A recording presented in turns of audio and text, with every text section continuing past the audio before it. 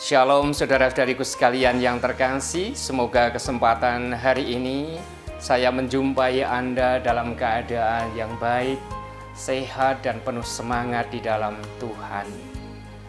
Hari ini kita sekali lagi mendengarkan perumpamaan yang diberikan oleh Yesus.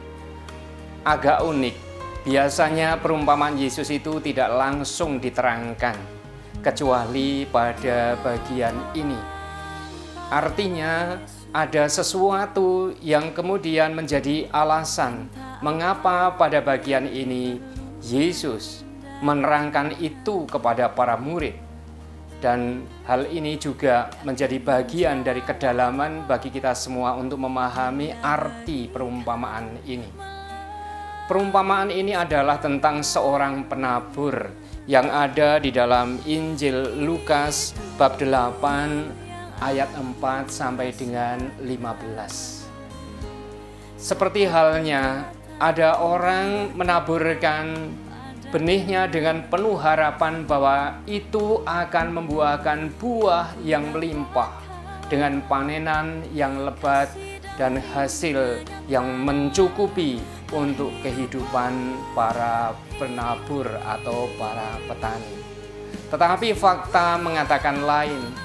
Karena kadang benih jatuh di tempat yang berbeda-beda dan yang menghasilkan juga hasil yang berbeda-beda.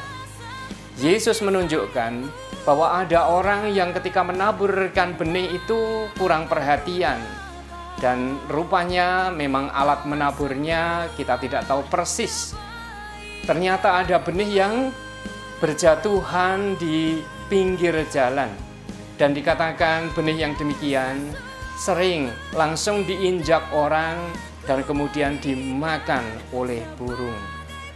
Ada benih yang jatuh di tempat yang tidak terlalu dalam, di tempat yang berbatu, yang tidak ada tanah yang cukup atau humus yang tersedia, sehingga hanya bertumbuh sebentar dan kemudian mati karena layu.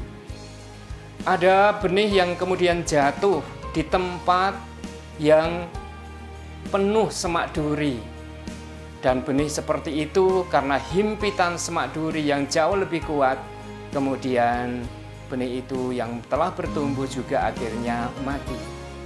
Tetapi kita tahu ada benih yang jatuh di tempat yang subur dan kemudian menghasilkan buah melimpah. Saudara-saudaraku sekalian yang terkasih, seperti saya katakan tadi, tidak banyak perumpamaan yang langsung diterangkan oleh Yesus. Tetapi Yesus langsung menunjukkan dengan padanan karakter manusia yang menerima sabda dengan cara atau kondisi yang berbeda-beda. Ada orang yang menerima firman Tuhan itu seperti benih yang jatuh di pinggir jalan. Kemudian iblis segera memakannya. Dan kemudian orang itu seperti praktis tidak memetik apa-apa karena belum sempat bertumbuh di dalam dirinya. Demikian pula ada orang yang menerima benih firman itu kemudian dihimpit oleh atau bertumbuh di tempat yang tidak terlalu dalam. Dan ini salah satu karakter manusia juga. Ada orang yang cepat menumbuhkan sesuatu, cepat belajar sesuatu, cepat menangkap sesuatu, tetapi tidak mendalam, tidak mengakar.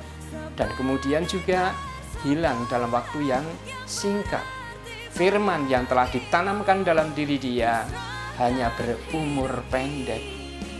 Ada pula firman yang jatuh di dalam pribadi atau didengarkan oleh orang yang penuh dengan kekhawatiran yang menghimpitnya.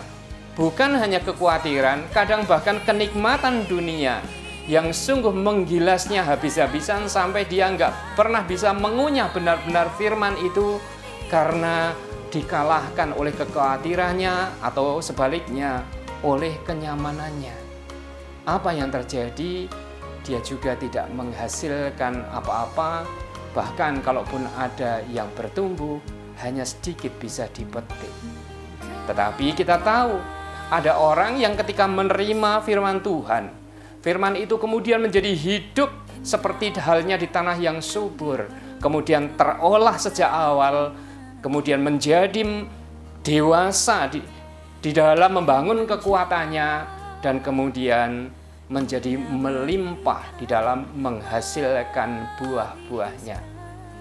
Saudara-saudaraku sekalian yang terkasih, marilah kita bertanya, apakah yang diharapkan oleh Yesus dari perumpamaan ini?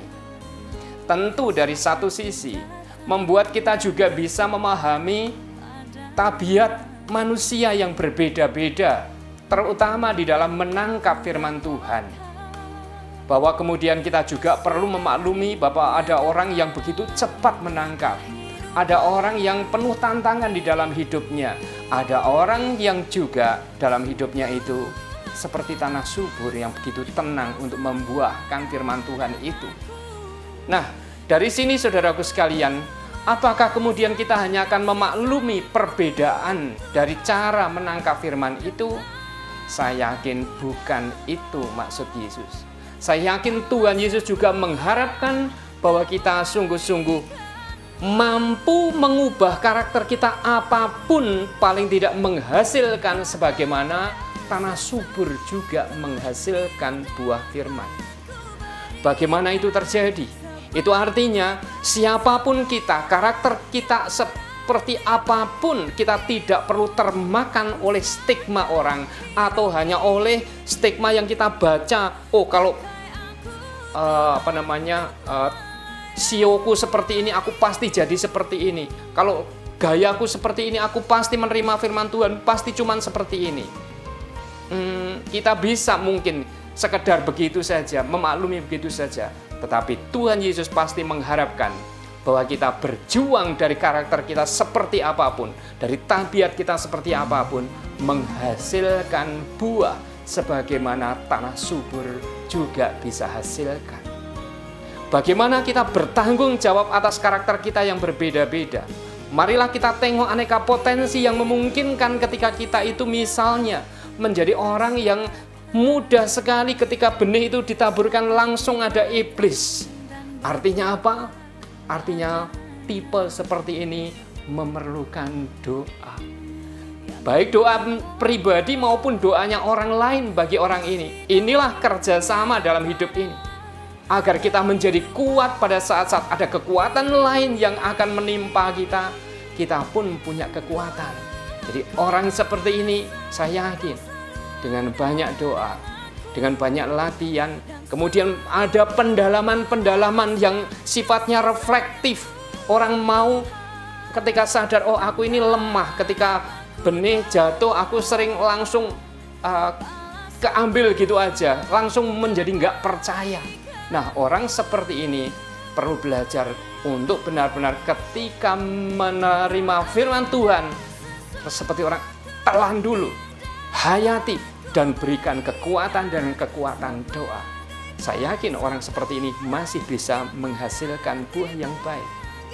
Ada orang yang juga seperti bebatuan yang ketika benih firman itu datang dan kemudian mendangkal saja, tumbuh sebentar, meriah sekali. Orang Jawa bilang kayak iya, oh itu langsung meriah, tetapi nggak ada hasil apa-apa. Apakah orang ini langsung masuk neraka? Enggak. Kita juga, saya yakin masih bisa mengandalkan bukan cara kita tapi cara Tuhan mengelola hidup kita. Orang seperti ini masih bisa melakukan pendalaman. Ketika mendengarkan firman, masih bisa memperkaya dengan refleksi lebih lanjut. Masih bisa mencari bacaan yang mendukung. Mengulang-ulang hal-hal yang baik yang sudah kita terima. Orang seperti ini punya usaha, berarti masih bisa berusaha untuk menjadi lebih dalam lagi. Tidak hanya menjadi tanah dangkal, tetapi menjadi tanah dangkal yang dilengkapi dengan upaya untuk membangun humus baru, kesiapan untuk menerima firman Tuhan lagi. Demikian pula ketika kita juga sering dihimpit oleh aneka kekhawatiran dan kenyamanan. Kesadaran ini penting untuk membuat kita juga ketika kita jatuh di dalam kekhawatiran, kita menjadi jeli. Ini saatnya aku harus menyiasati agar firman Tuhan itu tetap bekerja di dalam hidupku, tumbuh dan menghasilkan buah. Saudara-saudaraku sekalian yang terkasih, ini pun sangat memungkinkan ketika kita memang punya niat baik. Pasti orang seperti ini bisa mengusahakan agar dirinya yang sering dihimpit oleh kekhawatiran, kemudian juga bisa dikuatkan, tahu selahnya, ngerti rahasianya, inilah aku. Dan ketika aku udah mulai khawatir seperti ini, saatnya aku harus menguatkan mentalku dari sisi yang lain, hidup rohaniku dari sisi yang lain. Saya yakin kalau Tuhan berkenan, orang seperti ini juga bisa menghasilkan buah. Bahkan ada banyak orang yang bukan hanya dihimpit oleh kekhawatirannya, tetapi dihimpit oleh kenyamanannya. Banyak orang yang imannya itu langsung ketimbun oleh kemewahan yang dimilikinya. Apa yang bisa terjadi? Apakah orang-orang seperti ini nggak ada gunanya di dunia? Tidak.